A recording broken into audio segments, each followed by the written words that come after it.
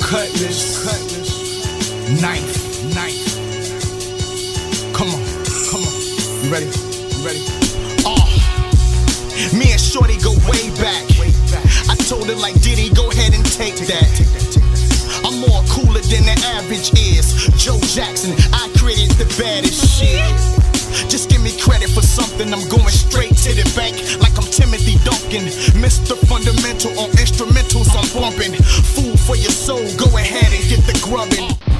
Yo, what's really good YouTube? 360 Waivers. It's me, Pretty Boy Waves on Seasick TV, coming at y'all with a video. Today I'm gonna talk about the topic, getting scalped.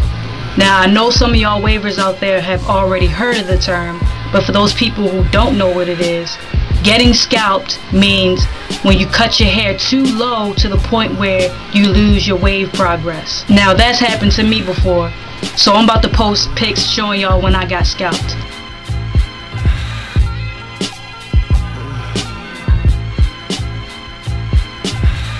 Yeah man, so y'all don't want that happening to y'all. After all that hard work of trying to get your waves established only for it to be cut out, nah, not cool. So to avoid getting scalped, I'm about to give y'all 3 tips. Okay, so tip number 1, and this is like a no-brainer. Do not cut your hair too low. Plain and simple. I'm about to show you a demonstration using my clippers. Now, for people who do their own barbering, cut their own hair, I'm pretty sure you use adjustable clippers like this. So, the way you can determine how much hair you're cutting off is by the lever. So, when the lever is all the way back like this, that means that the blades are open. And when your blades are open, that means you cut less hair. Now, when the lever is all the way up, that means that your blades are going to be closed. And when your blades are closed, that means you cut more hair. All the way back, less hair. All the way up, more hair. Now if you decide you want to cut your hair, but you don't want to cut too much off, you can just pull the lever up in the middle. Not too high, not too low. Tip number 2. Make sure you find the right size guard that cuts your hair the best. I know for me, every time I cut my hair, I use a number 2 guard because that's what works best for me. Now for you, it may be different because it all depends on the length of your hair.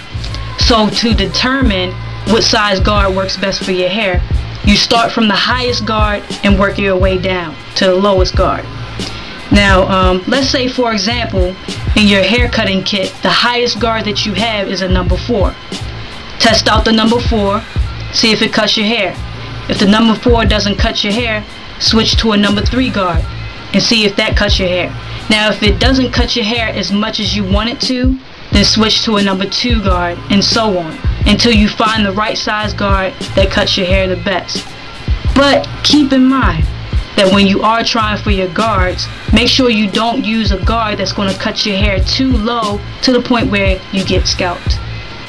And last but not least, tip number 3. Now this is for those people who go to the barber shop. Now you gotta keep in mind that with barbers it's all business. So what they try and do is get you in a chair, handle their business, cut your hair, collect the profits, and keep it moving. So you have to be specific as to what you want. So, you know, barbers are going to ask you what kind of haircut you want. So, I'm going to use an example, something like this. Now, I go to the barber shop, sit in the chair, and the barber asks me what kind of haircut do I want. And I say something like this. I want you to use a number 2 guard with the grain. I don't want you to cut it too close because I'm trying to get that dark Caesar effect. Bam! Done. Okay folks, so I hope that the tips in this video gave y'all some insight as to how to prevent from getting scalped. Alright, so if you have any more questions, you already know what to do. Leave some comments and I'll get back to you. Alright, so it's me, PBW, I'm out. Peace.